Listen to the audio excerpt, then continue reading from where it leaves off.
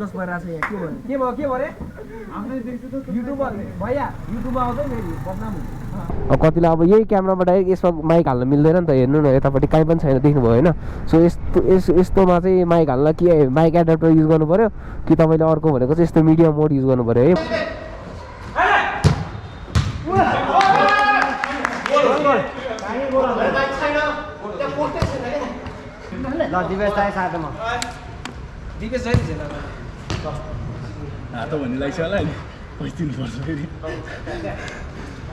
So whoa guys, welcome back to our channel. It's me Ravi Kankawa. सबैलाई च्यानलमा स्वागत छ नेक्स्ट ब्लग. सो यस आजको त तपाईले थम्बनेल र टाइटल हेरेर थाहा पाउनु भइसकेको कहाँ छ भनेर के छ भनेर. सो आज चाहिँ म फुटसल खेल्न जाँदैछु. सो आज फुटसल ब्लग हुन्छ हाम्रो नेसनल राइडरहरुसँग को हुन्छ त्यही गरेर भेटौँला हैन. नेसनल राइडर एन्ड सानो अनि अरु भाइहरु पनि हुनुहुन्छ. सो आजको फुटसल चाहिँ हाम्रो भोटेवालमा रहेको छ. सो त्यही जाँदैछु जाँदै एउटा ब्लग बनाएर जाउँ भनेर.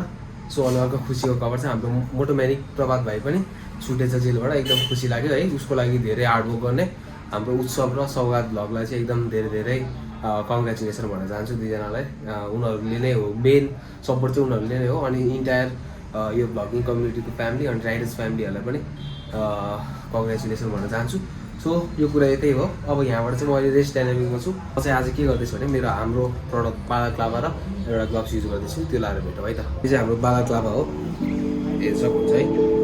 बीबीजी लेखेको बालाक्लाभा छ. यो लाउँछु पहिला. निजा माग्छु न भन्न मिल्यो. हेर्दै ब्याङ्क लुट्न गएको जस्तो देख्छ है.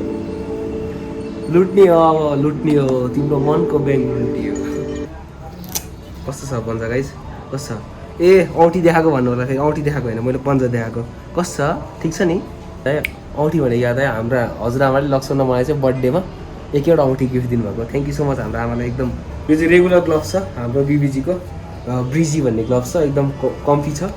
सो यो लाएर म राइड जाँदैछु. अन द स्कुटर है त. आज स्कुटरमा जान्छु किनकि सामान बुटहरू राखेको छ डिक्कीमा. स्कुटरमा जाउँ उतै भेटौँला ल. अन द स्कुटर भेटौँला. सो यसरी निस्केँ म घरबाट टक्क रेस्टुरेन्टबाट.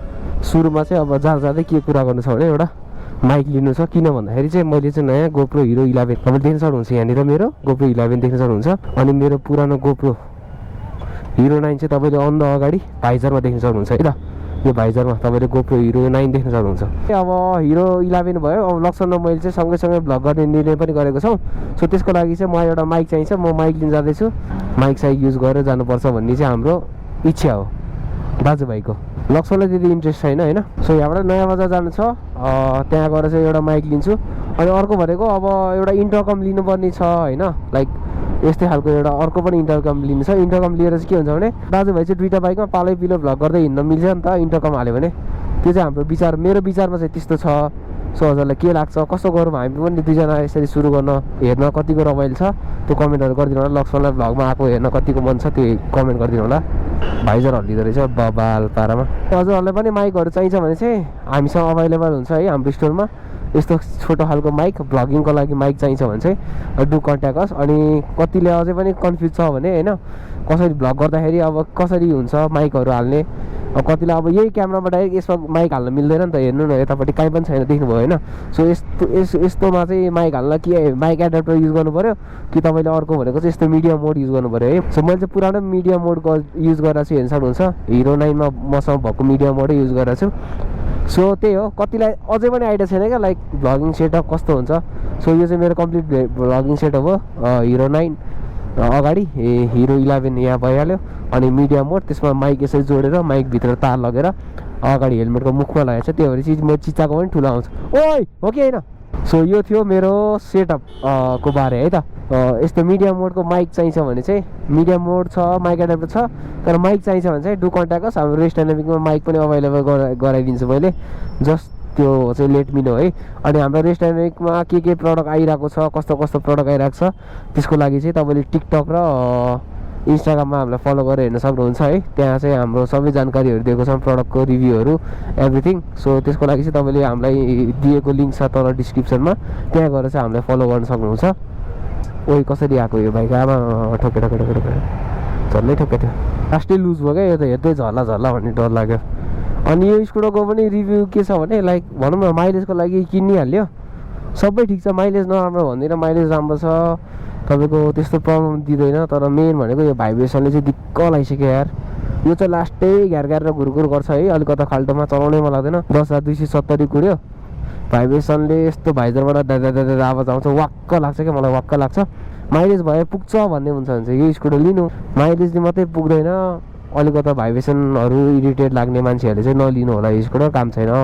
यो चाहिँ मेरो अनेस्ट रिभ्यू हो, त्यही भन्न चाहन्छु। अब पहिला माइक लिन्छु, माइक रिसिभ गरेपछि हजुरहरूसँग भेटौँ है त। सिउ एकछिनमा। म त हतार भइसक्यो गाइज, हतार दुबई कतार हतार 7 को गेम हो। 6:45 भइसक्यो। आज त जित्नै पर्छ यार। अस्तिदेखि हराएको हराइ छ यो टिम। आशिक लामा र श्रीको टिमले हामीलाई हराएको हराइ छ। हाम्रो टिम चाहिँ अलिकता यस्तो सिकाउँछु नि, चाक्के चाकमा ड्याङ्की ड्याङ्क चाकमा सिकाउँछु म। सो मोटोमेटिक भाइ पनि छुट्यो, एकदम खुसी लाग्यो।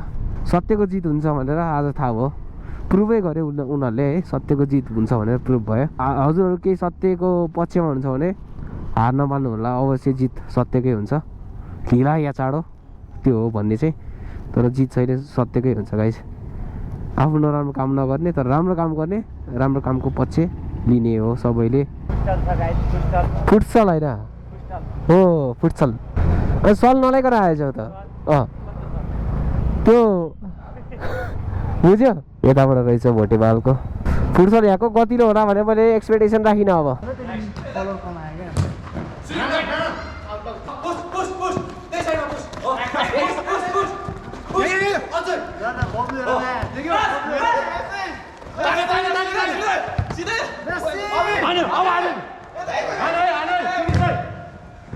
गोली गेम भइरहेछ।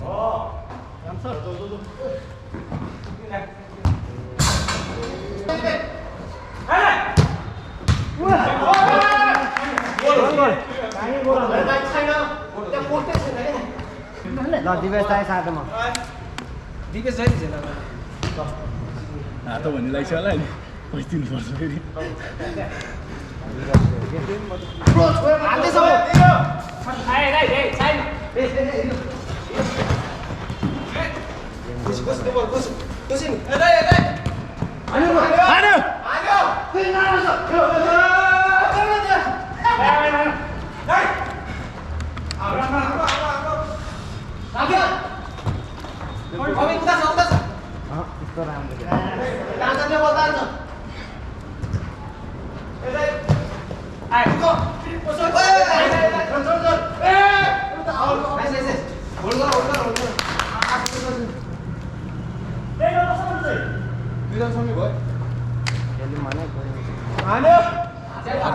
थाकै छैन।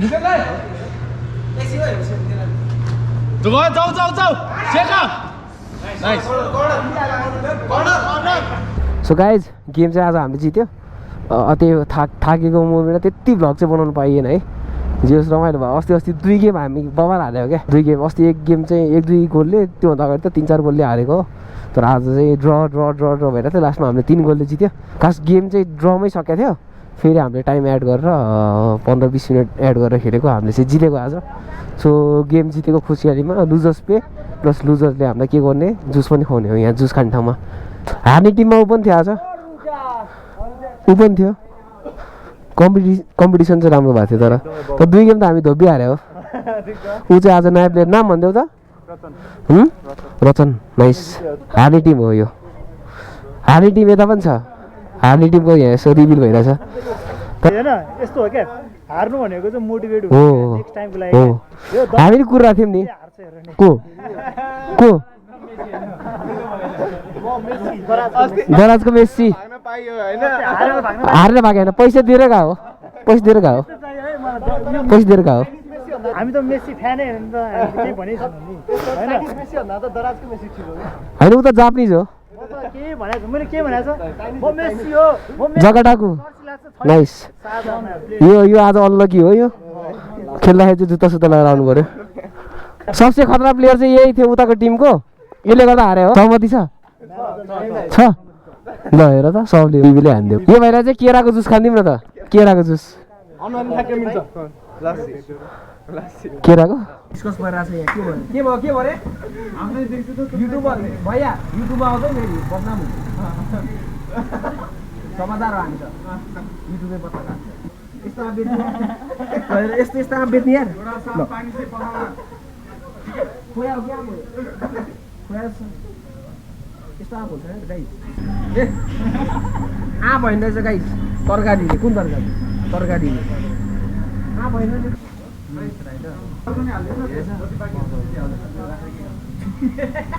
अब आज पैसा दिनु पर्दैन